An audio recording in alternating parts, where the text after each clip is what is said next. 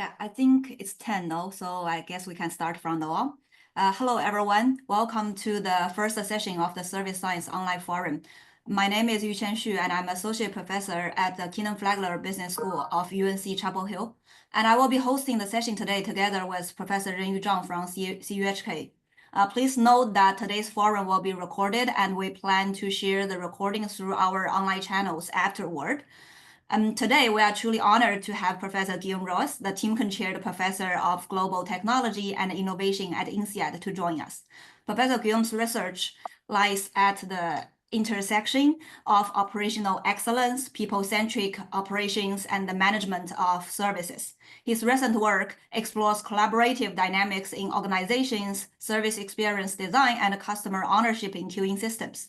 Beyond his academic research, Professor Guillaume has played a major leadership role in our community. He is currently the editor-in-chief of Service Science, so we are truly honored to have him to kick off this online forum series for us, and the president of Amazon Technology, Innovation, and Entrepreneurship SIG. Previously, he also served as a department editor for Amazon. So as you may have seen from the topics circulated earlier, today's discussion will focus on four main topic areas: the publication process, future directions of service science, career development for junior scholars, and broader insights on research and academia. We will spend about 10 to 15 minutes on each section. To start each section, I will pose a general question to kick off the discussion, and then we will open the floor for questions from the audience. Our goal is to make this session as interactive as possible. So please feel free to ask your questions or drop them in the chat. Renyu will help moderate and bring them into the discussion.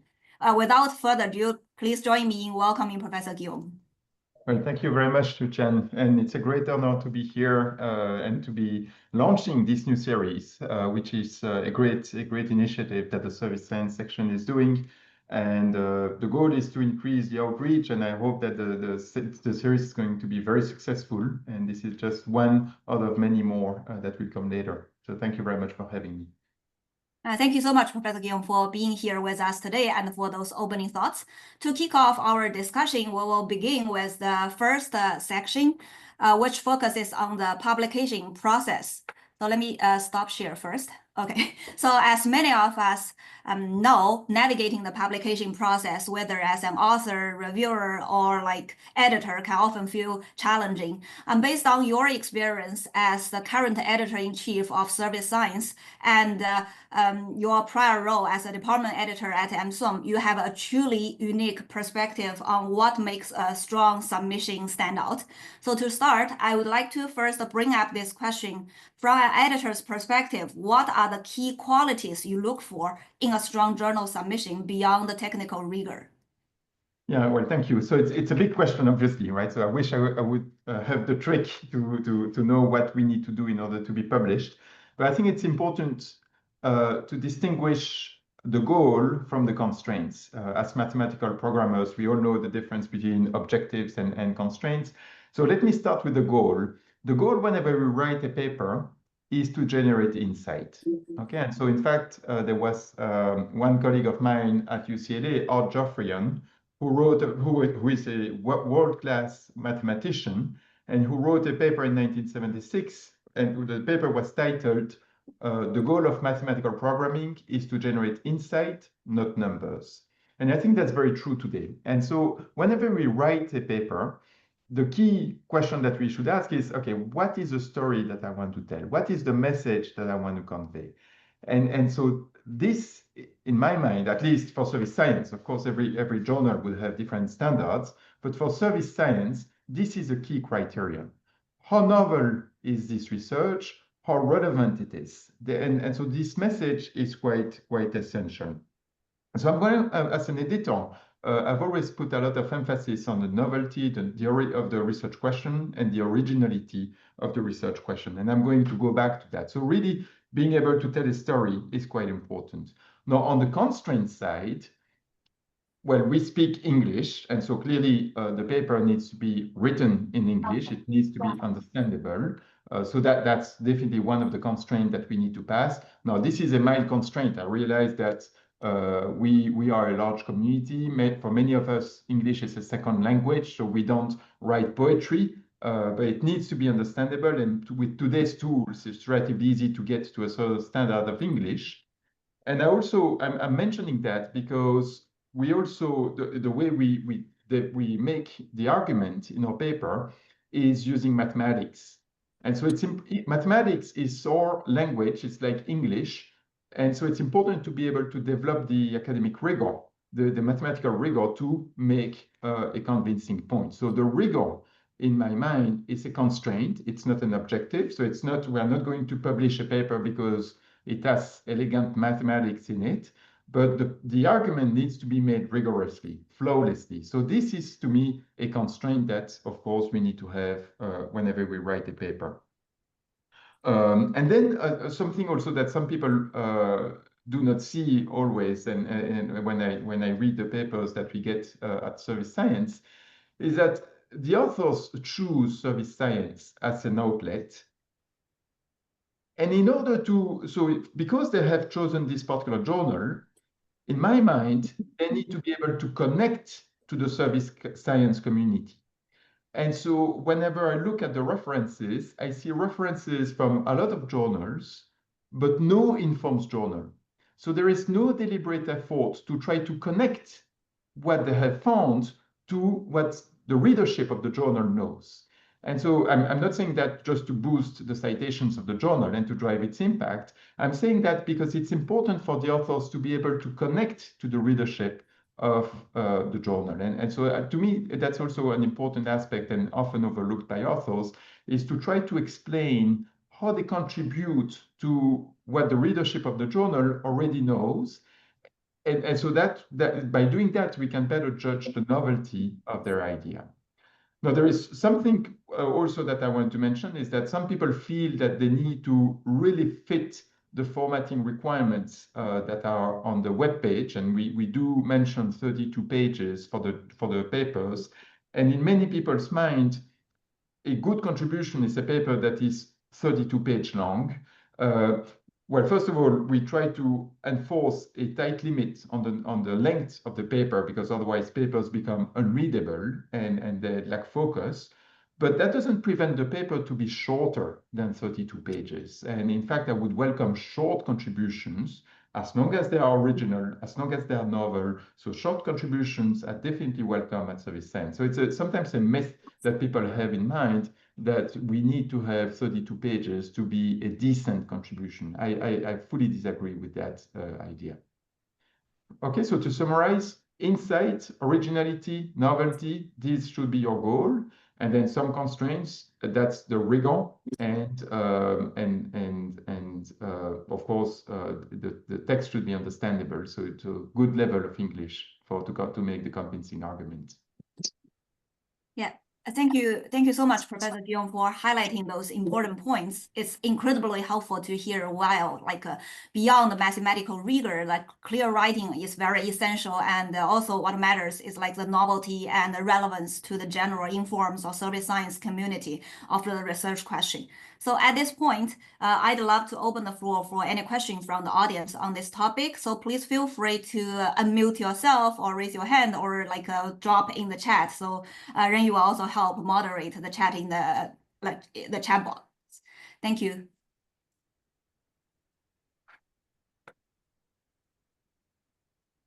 So it's pretty quiet. So while people are thinking about their questions, so I can also mention along the same line. So if the goal of the paper is to generate insights, the statement of the research questions is also quite key. And so I like to, whenever a research question is stated as a question, I don't like it when people say we explore the dynamics, because that's not a question, that's an exploration. A question needs to be ended with a question mark.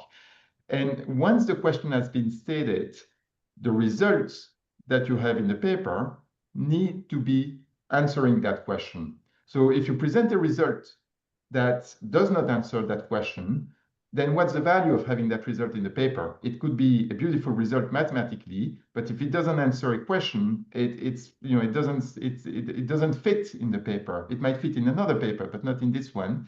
And similarly, if you state a research question, but you don't provide the answers, then why should you state that research question, right? So to create a consistent whole, it's very important to create some form of duality between the research questions and then the results that you obtain. So it's not because you've derived the result that it necessarily fits into the paper. You know, it can fit perhaps in a different journal or something like that. So I see that Paul has a question. So thank you for launching the chat, Paul.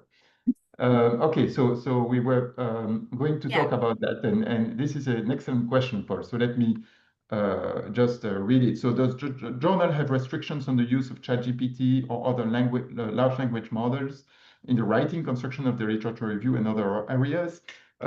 It's a big question. So the journal does have a policy, a large language model policy, which is stated on the website, and I definitely invite all attendees and all potential authors to review it. It's the same policy as every other journal. The policy, it's a complicated issue, and I'm probably going to not to explain the details to be very careful about the details. But one issue that comes is for both authors and both the reviewers. So on the author side, you can definitely use ChatGPT or any tool that's available to you. But you are ultimately responsible for what you write in the paper, right? So there is a danger sometimes that you have to fully trust ChatGPT and not proofread it.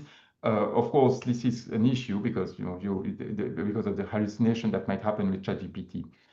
A second potential flaw that may arise with the use of ChatGPT, and Paul mentioned the literature review explicitly. To me, the literature review is your friend in the following sense. It's not a requirement to write a literature review. The literature review is an opportunity to better delineate your contribution, your academic contribution to the prospective reader. And so it's very important to be very thoughtful about the literature review. We're not trying to just fill a hole somewhere in the literature. It's very important to be very thoughtful about delineating your contribution so as to convince the reader that what you're doing is original. If you just leave it out to ChatGPT, I don't know exactly what might happen there. Maybe you'll get some good ideas, and this is fine. But you want to be careful and to read, to proofread what ChatGPT says. Now, on the an issue that might arise for both the authors and the reviewers is the protection of intellectual property. Mm-hmm. And this is especially true for reviewers. So let me just mention that here.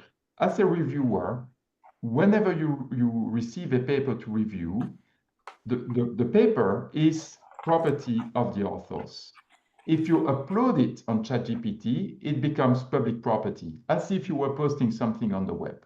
And this is forbidden, right? So this is forbidden. So to protect the intellectual property of the authors, you cannot upload anything on ChatGPT without the author's consent. Okay, so this is very important that we don't start writing referral reports by feeding a paper into ChatGPT and asking ChatGPT to provide criticism of that paper. Okay, and I think we are going to get into a very interesting decade of academic research, given the availability of these tools, and yet we want to maintain scientific integrity and protect the intellectual property of the authors. So we need to be very mindful of what we are allowed to do and what we are not allowed to do. So we can be super powered, but at the same time, we might fall into the trap of taking shortcuts and not being very mindful about what we write. And then on top of that, we might violate the intellectual property of the authors. Thank you very much, Guillaume, especially for the last comment, as well as talking about the literature review really as your friend and not just as a requirement. Thanks. Thank you, Paul.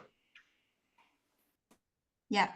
So thank you so much. Thank you everyone for the great question and discussion. So to make sure that every section has an equal allocation of the time, we're gonna actually move on to the second topic, which focuses on the future directions of service science. As we all know that services are evolving rapidly with the rise of digital technologies, AI, and the new platform-based business models. So Professor Guillaume, based on your editorial experience and your own research, I think you have a unique vantage point to observe this emerging trends. To start this section, the question I would like to bring up is that what are some of the new research areas or trends you see shaping the future of service science, and what kinds of opportunities do you think they might create for researchers? Thank you. Yeah, so this is an excellent question, and in fact, very timely, because I've just completed the writing of a monograph on service management, and so I've given a lot of thought into these emerging themes in service management, and so I'll answer it in two different ways. So one thing that I've noticed over the entire history of research on service management is that the fields have been relatively siloed. Okay, so there was a lot of service marketing research, there was a lot of service operations research, service IS research, but very few frameworks are truly integrative. There is one exception, and I wanted to mention that to the audience. I'm sure that a lot of people in the audience are familiar with it. The exception that I have in mind is a service profit chain. Okay, and so why do I think that it is an exception, this service profit chain? Many people teach that in their service management course, is that the service profit chain really is articulated around the three pillars of value creation in services. So we are talking about the service organization, we are talking about the customers, and we are talking about the employees. And that was a truly multidisciplinary effort to develop this service profit chain. If you look at the authors, you have people from operations management, people from marketing, and people from organizational behavior. Okay, so you have a set of authors who built a framework that's very comprehensive and that truly captures the process of value creation in services. And so in contrast, as I said, most of the research at this point, up to this point, has been siloed. And so to me, there is a huge opportunity for the field of service science, which is relatively new, it's 20 years old. There is a huge opportunity to be integrative, to really capture this process of value creation, again, articulated around these three pillars. So that's really the first part of my answer. The second part is something that's truly missing from the service profit chain is the digital technologies. It's not, because the service profit chain was poorly developed. It was, in fact, developed before digital technology. So the original article was 94. So back then, the internet was non-existent or barely. And so digital technologies, to me, lead to a host of opportunities in two different ways. The first is the novelty of research questions that emerge that are fueled by digital technologies. Okay, so we see nowadays, and that really goes back to your research, Yuchen. So the interfacing between human beings and AI. If you think about customer care and AI agents, they are ubiquitous.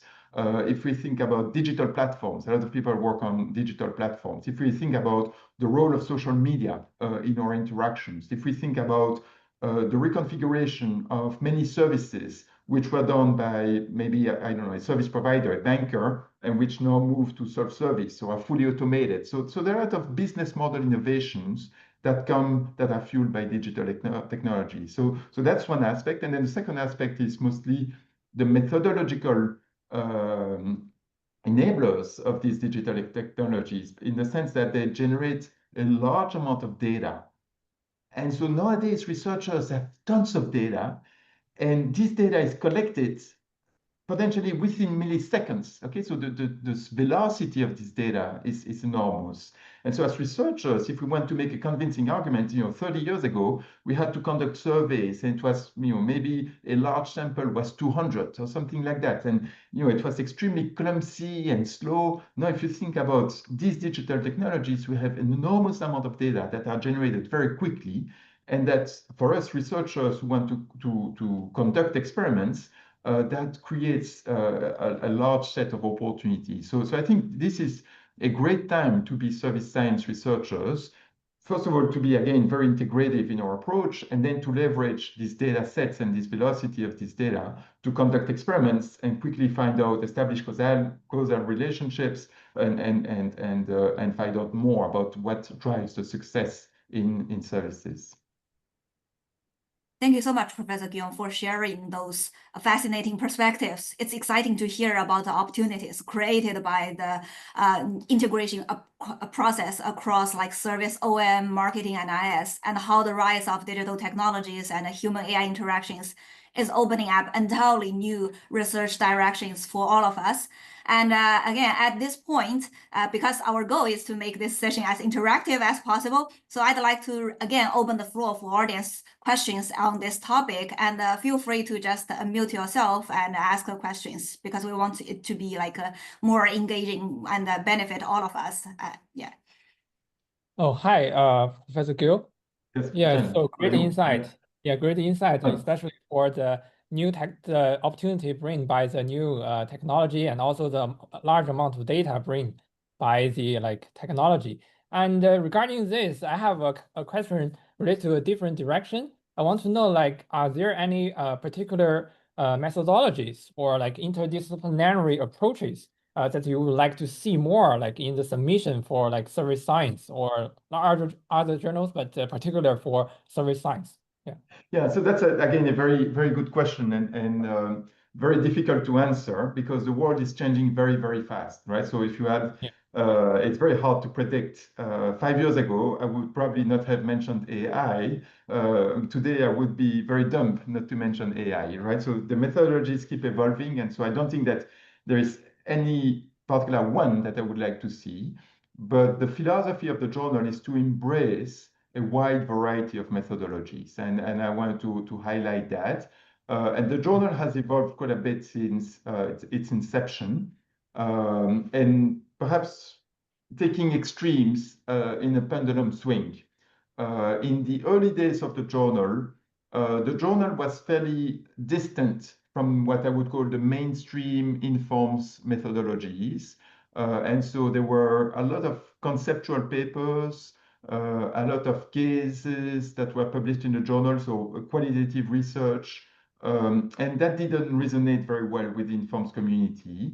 Now, I would say we've taken another swing in the pendulum, and we do see a lot of more traditional methods within the informs community, so analytical modeling, empirical research, experimental research. I think overall we need to adopt a portfolio approach. Ideally, I'd like to have a combination of everything because a lot of good insights could be obtained from conceptual frameworks or from qualitative research, but also a lot of very rigorous statements can be made using analytical modeling and more econometrics. And so as a journal, we need to manage this portfolio of methodologies. And as reviewers, we need to be open to these different kinds of methodologies. So some of these papers can be extremely impactful, and it's not because it's different from what we are used to that we necessarily need to reject the paper. So really embracing a wide variety of methodologies would enable us as a community to look at a variety of problems and to strive to adopt a more integrative approach to service management. So I would say no, there is no particular methodology that I'd like to see more, but I would like to manage that as a portfolio and to ensure that everybody has a say in research in service science. That Okay, thank you. There is, even though some of the methodologies can be very different from the mainstream informs one, as I've mentioned earlier, it's very important to be able to connect to the service science community. And so it's not because we bring a different methodology that we need not relate our contribution to what this readership of the journal is used to. Okay, so it's very important to be able to delineate our contribution using the literature review, even though we might bring a different type of methodology. Yeah. Thank you very much. I really like the emphasis on the contribution, like it's not like limited by the methodologies. Yeah. Oh, certainly not. And in fact, in an ideal world, I should also mention that in an ideal world, we we should adopt a pluridisciplinary approach in our papers, combining traditional pluridisciplinary approach would become to combine analytical modeling and some empirical validation. But I realized that sometimes it is challenging. First of all, because we are specialists, each of us is a specialist in one discipline.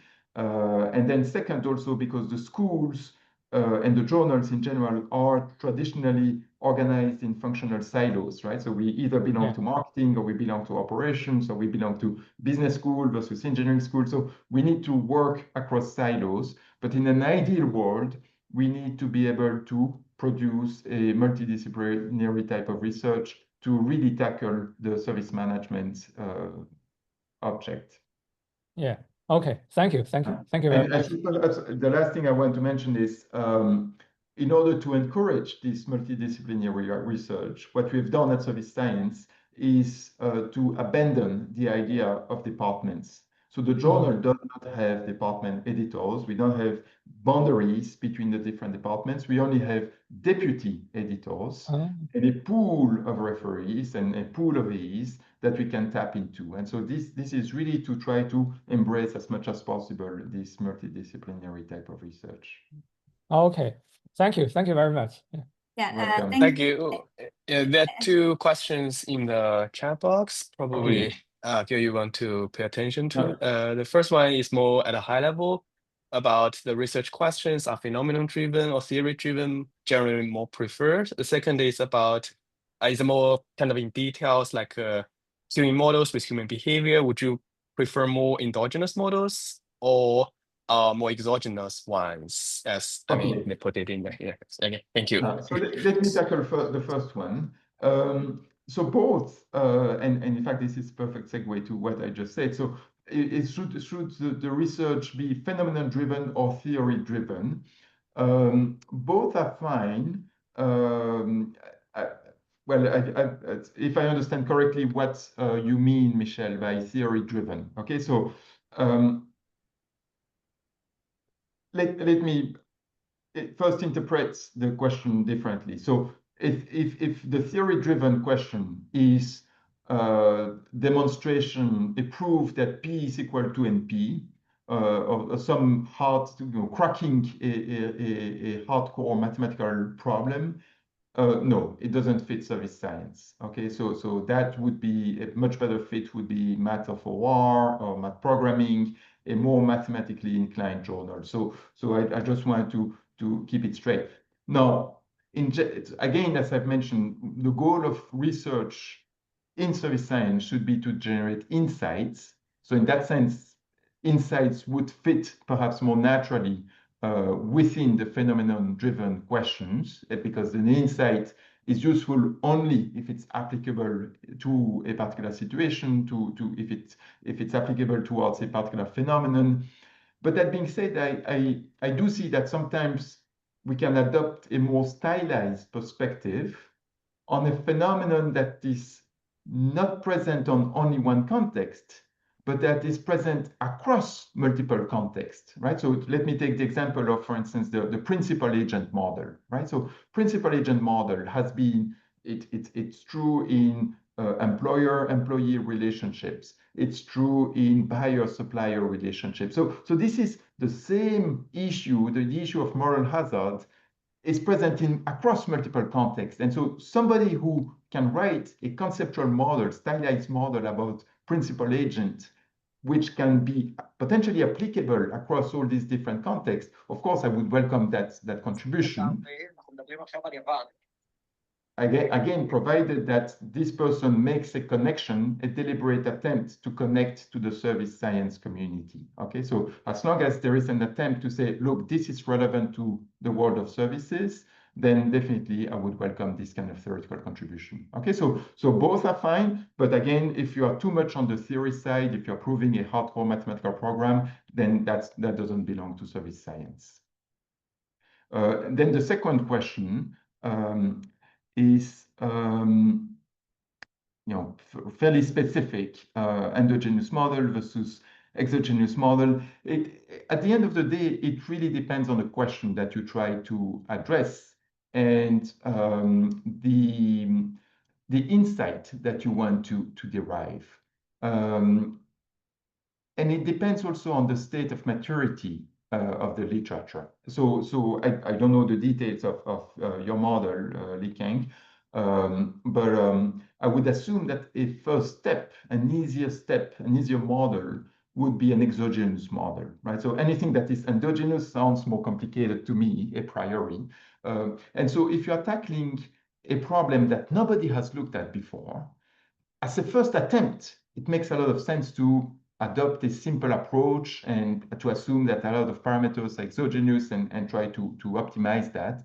I mean, recall the first person who modeled the economic order quantity, right? So take the setup cost as given, the inventory holding cost as given, and optimize the batch size. But still, it's a very powerful insight.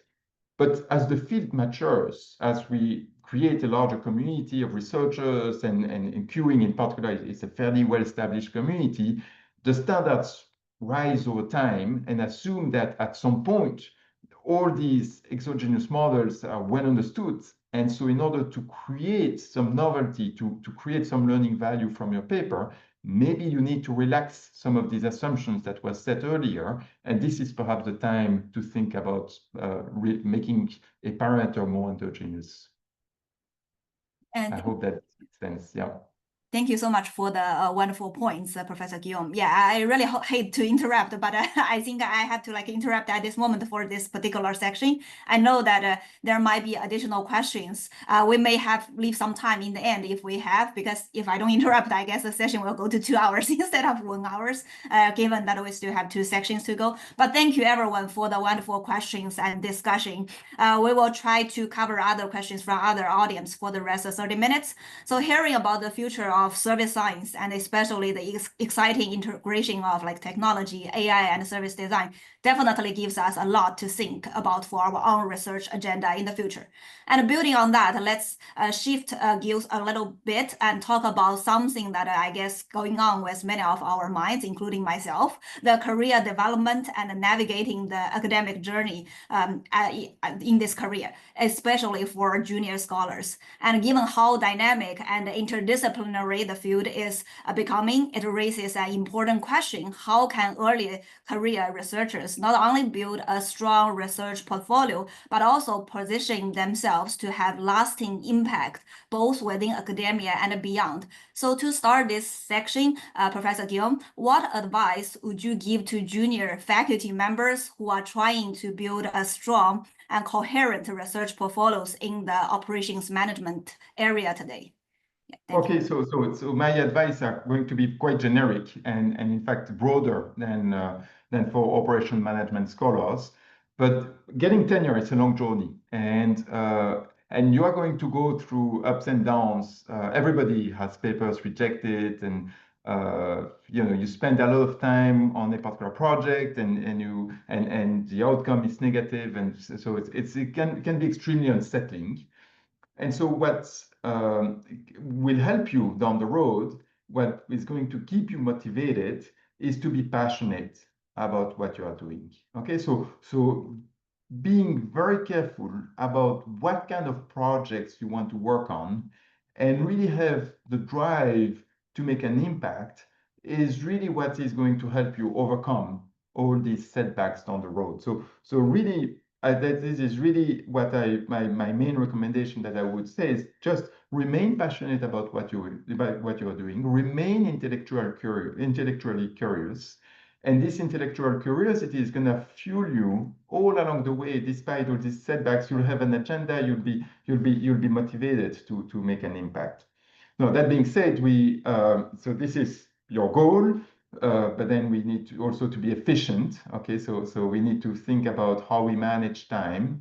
So we are like entrepreneurs, and so our time is our most limited resource, or in fact, I would say our energy is our most limited resource. So we need to manage our energy. We need to manage our time accordingly. So it's a little bit pointless to work 24 hours a day for 7 years.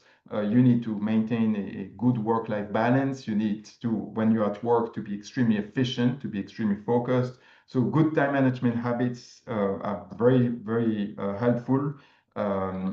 I sometimes see that everybody here understands leader's law, and yet I do see on many CVs of people who come up for promotion that they get engaged in way too many projects. And the challenge of diluting your time across multiple projects is that each one of them is going to take much, much longer to complete.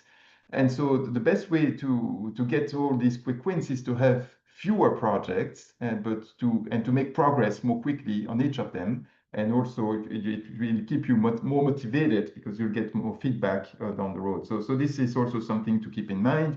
And then also, as many of your more senior colleagues might have said, it's important to get some economies of scale of some kind. So this could be developing some contextual knowledge. So we have some, for instance, some healthcare experts, people who really understand everything in a hospital, and they've developed a lot of contextual knowledge that way. This is one way to develop contextual knowledge. Then we also have people who specialize more on methodologies.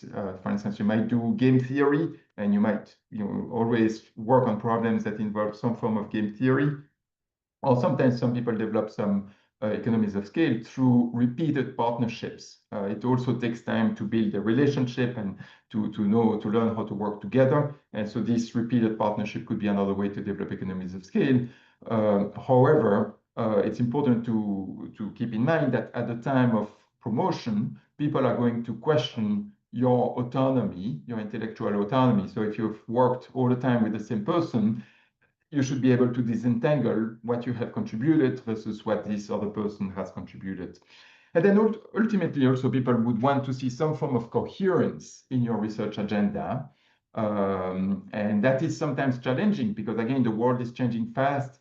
If you had laid out a plan 5 years ago about your research agenda, you would have missed completely the AI train. That would have been a big mistake. So sometimes this coherence happens after the fact, but to make sure that it doesn't happen too much after the fact, it's useful to have checkpoints in your life, maybe once a year or something like that, to reflect on what you have accomplished, what are your current projects, and what kind of story you can tell. So my main recommendation is to make sure that you do have these checkpoints, this milestone on a regular basis, so as to develop the coherence of your research agenda.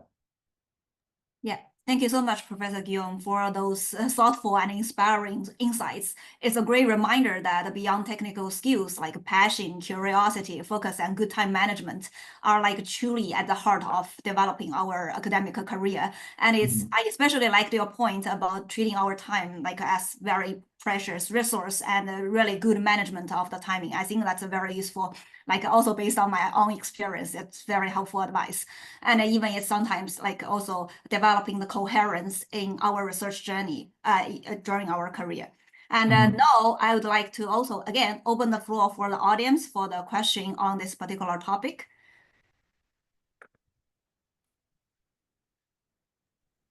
So while the audience is thinking about that question, so you've also, I realize I haven't answered fully your question. So you said also about impact. You've mentioned impact in your earlier question.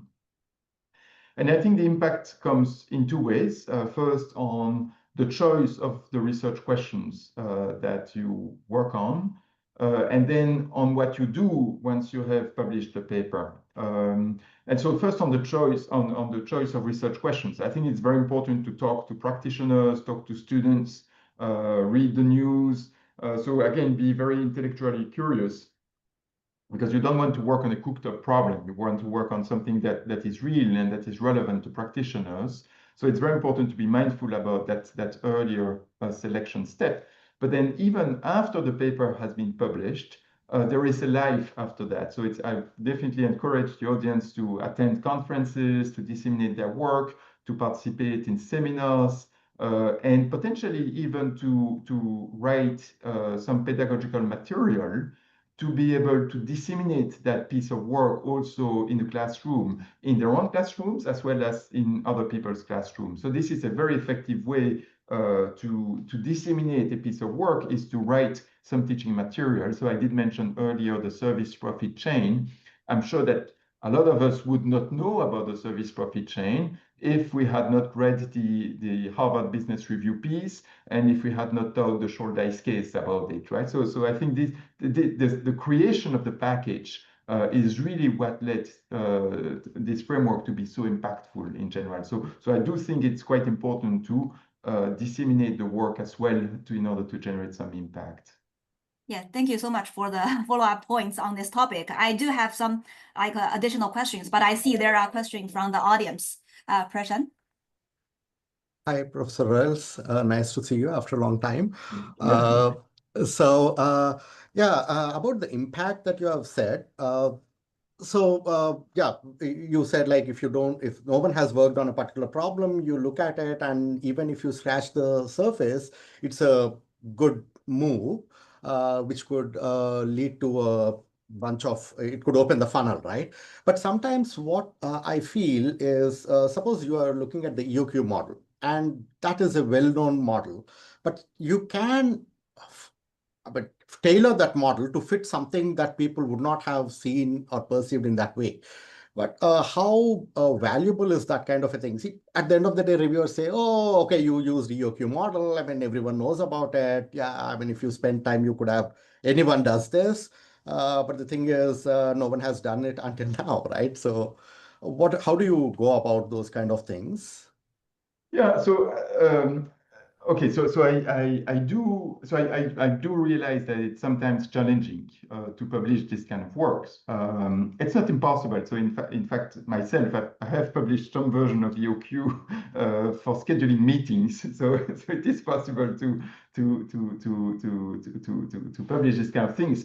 But what I've tried to do at Service Science, and this is work in progress, this doesn't happen all the time, but I'm trying to ensure that the board, so the DEs and the AEs, get involved more in the first phase of the review, so as to push a little bit more these novel ideas, right? But overall, it is also a community effort. It's, as referees ourselves, are we going to judge the paper by the technical elegance of the model or by the relevance of the insights that it brings? And so if you do formulate the EOQ in a novel context, and this really changes your way of thinking about that problem, then I would hope that the referees would not judge the paper because the model is too simple, but would actually appreciate the novelty of this insight. Okay. And this is a message that I keep repeating, but of course, I'm only one element in a larger community. So this is really a team effort, but I think that's quite important for our community to really push for greater relevance and of the insights that we obtain from our models. Okay, thanks. Yeah, thank you for the question, and thank you for the wonderful points. Before we move on, I just want to check if there are more additional questions we want to discuss in this session from the audience. Can I ask a question? Yeah, Hi, Guillaume. Thank you so much for sharing your insights. Great to see you online as well. So I actually have a question, a follow-up question about what you mentioned about like collaborating with practitioners. So in general, there are like different forms of engaging with practitioners, from just talking to them, getting the insights, to actually working with them to implement the solutions. So I'd love to hear your insights and suggestions about how early career researchers can think about and navigate these different forms of collaborations. Thank you. Yeah, so I mean, it's a good question. Everybody takes a different path, and I don't think that there is really a unique recipe for success. In general, I do feel that the closer to implementation, the more impactful the work is going to be. But at the same time, it could also be a time waste, in the sense that you are more dependent on multiple different parties in the companies. If your main contact in the company leaves the company for whatever reason, the project gets aborted, you lose 2 or 3 years of your tenure time. So this is a fine balance. So I think as a researcher, it's important to maintain a portfolio of papers, of approaches, to be prepared for this kind of disruptions that might happen. But in general, I do feel that the most impactful work is work that has been applied in organizations, but it could also be work that is teachable, and so I go back again to the notion of teaching note or teaching case. If the work brings a new insight in studying a case study, for instance, and could be brought to the classroom, this is a great work as well. So for just on top of my, so I did mention several times the service profit chain, or if we can talk about operational transparency that Ryan Burl has been working on. Again, this is a fairly conceptual framework, but I don't think that anyone has truly applied, as such, the notion of operational transparency. But you can revisit a lot of case studies using this concept, and that generates a lot of insights. So this is, in my mind, very impactful work as well. Thank you so much. Really appreciate it. Yeah, and thank you all for the wonderful question and discussion so far. As we've heard, building a strong research career is very much a long game. And thank you so much for the insights, Professor Guillaume. And the long game actually fueled by the passion, curiosity, and the strategic focus of our research agenda. So for our final section today, we'd like to take a step back and hear some broader reflections on the role of business research and academia in today's world. With so many global challenges unfolding, as you also have previously mentioned, Professor Guillaume, like the topics like sustainability, AI integration, digital transformation, it's really a critical moment for all of us to think about how operations management as a field can contribute beyond the traditional boundaries. And to start this section, Professor Guillaume, how do you see the role of operations management involving in helping address these broader global challenges, and what unique perspectives do you think we as a community bring to the table here? Thank you. Yeah, thank you. So I think I'll take a broad perspective first, and then a more narrow perspective later. But the broad perspective, I think there is a unique opportunity for academia nowadays, given all these opportunities and challenges, right? So we see challenges is sustainability, opportunities is AI, because these problems or these issues generate a lot of novel research questions, right? And we just don't know where we are heading. And so I think for us researchers, it's a gold mine of new research questions. And in fact, I just wanted to announce 3 special issues for service science. So this is the time for the commercial, where we are going to have a special issue on the impact of AI on service design and innovation, one special issue on service engineering, using data-driven approaches to service design, and then a third special issue on sustainability in service innovation. So I think it's important for us to participate to this debate. And in particular, I think, especially, I mean, I'm based in Europe, but especially in these days in the United States, I think academia has a role to provide an outsider's perspective to everything that's going on. And sometimes, especially with new technologies, we see that these technologies get developed, but they could have side effects that are not necessarily anticipated, in terms of creating more divisions, in terms of breaking the social nets that we have. So we see, for instance, the impact of Airbnb on cities and tourism. We see the impact of online food delivery platforms on the precarization of work. We see the impact of social media on the well-being of teenagers. So I think as academics, we have a role to play here to inform the business leaders, to inform policymakers about the potential negative aspects or positive aspects of these technologies. Now, taking a more particular perspective on operations management, and that might sound a little bit contradictory to what I said earlier. I said we need to embrace multiple disciplines and so on and so forth. But so do we even have a core then of operations management, right? So are we doing all a little bit of marketing and NIS and so on and so forth? And I do think that we do have a core.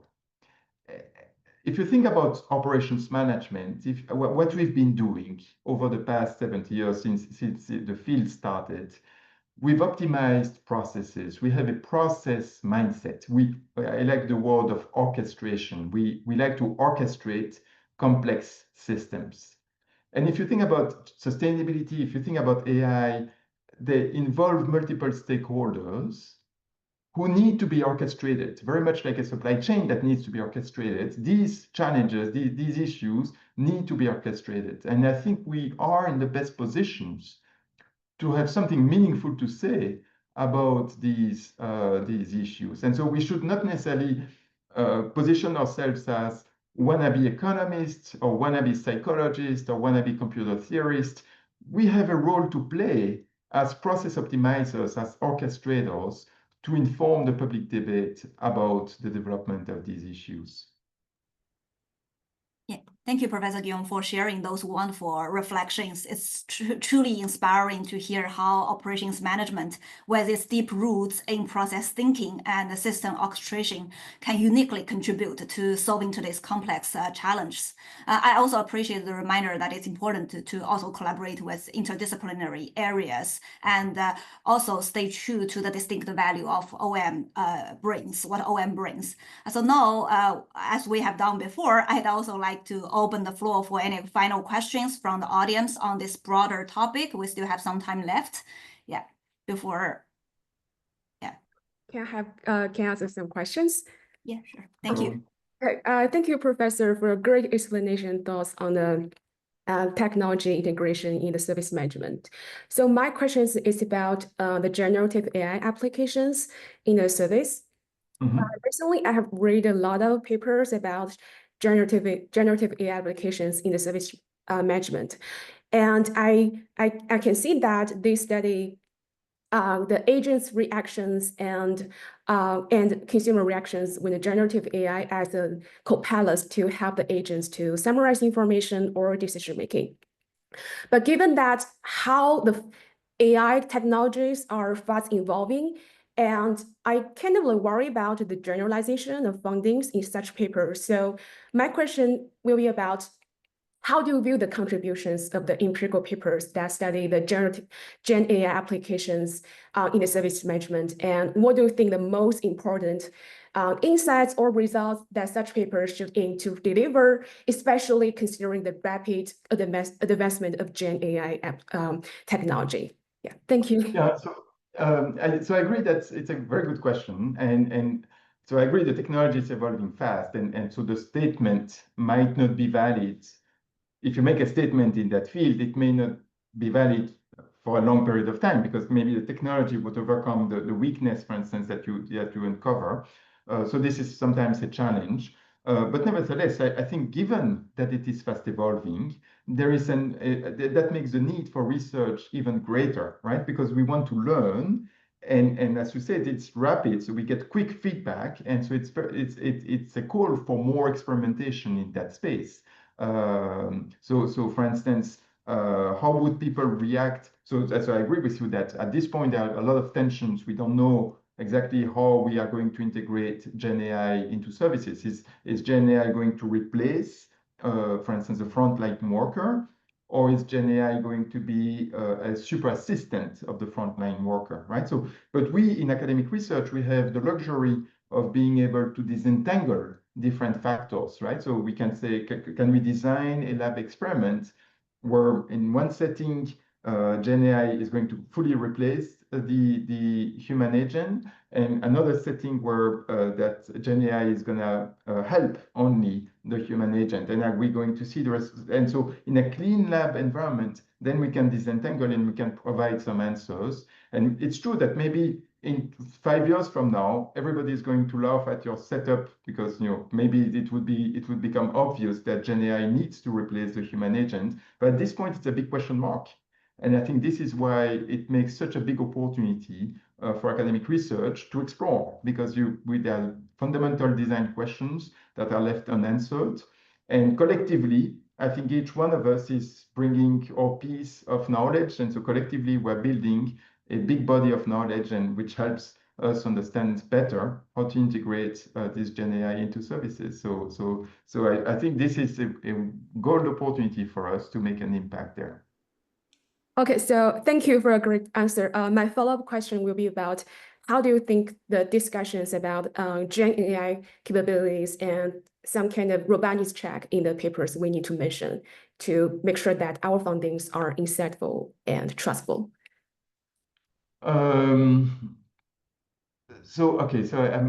let's see. So because I'm trying to understand your question, the robustness check, the method can still be. So what do you mean by Gen AI? Because of the random component of Gen AI, is that what you mean, or is it? Yeah, sometimes some Gen AI can do a great work in the summary style, but some Gen AI can also do a great work in the decision-making style. So maybe like different capabilities can influence the results we have.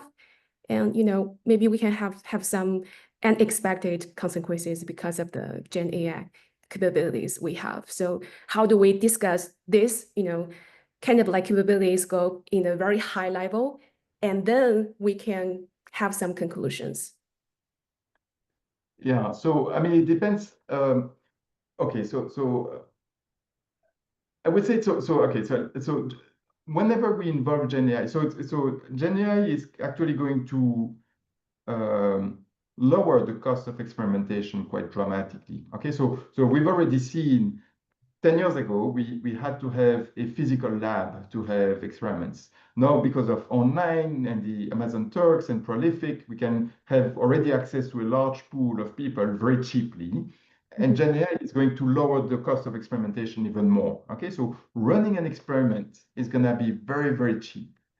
And so the question then, if running an experiment is cheap, there is going to be more emphasis on the research question that you want to address. So setting the right research question is going to be more critical, and thinking more about the experimental design that you want to avoid. And we've seen that in research, as the cost of running experiments was going down, we've seen people doing more p-hacking and these kind of things, and trying to create to falsify the nature of their results. And now I feel that in the field of experimental research, there is now much more rigor than ever in getting the design right before launching the experiment. The execution is actually easy.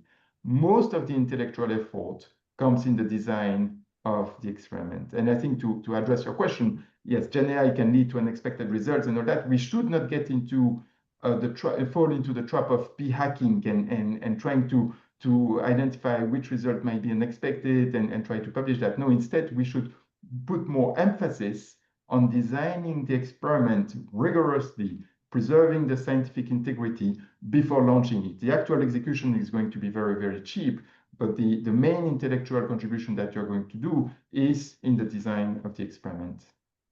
Okay, got that. Thank you, Professor, for your great answer. You're welcome. Yeah, thank you again, Professor Guillaume, for such an insightful and inspiring discussion today. I think we are almost hitting the time, and I believe we learned a lot from your insightful points. And I think for all these topics, if we can actually talk more than much more than 1 hour. But I know that you have super busy schedule, and thank you so much for sharing your insights and spend the time here today. It really means a lot to us. And before we officially wrap up, I'd love to close with one final question to leave us with a lasting thought. So if you could give one piece of advice to scholars at different career stages, PhD students, junior faculty, or mid-career researchers, what would it be? Yeah, so I think we briefly talked about it, but I think this is a fascinating time to do research in services, given everything that's going on. Services are super important for economies, and so it's very important to get them right. Yet many services operate inefficiently, so there is really a potential for making solid academic contributions in that space, leveraging new technologies. And I hope that you'll be as motivated as I am, as I have been, to push the boundary of this field, this fascinating field of service science. And I very much look forward to the numerous opportunities and the other webinars that we're going to have to learn more about these particular boundaries of service science. So thank you all for attending this webinar, and I'm happy to pursue this conversation in person in conferences or by email. Feel free to reach out to me. It has been a great pleasure to interact with all of you. Yeah, thank you so much, Professor Guillaume, for Okay, sharing thank your you. time, insights, and advice with us today. And thank you, everyone in the audience, for your thoughtful questions and engagement. We hope today's discussion leaves you inspired and energized in your own research journey. And have a wonderful rest of your day. And we look forward to seeing you at future sessions. Thank you, everyone. Thank you, everyone.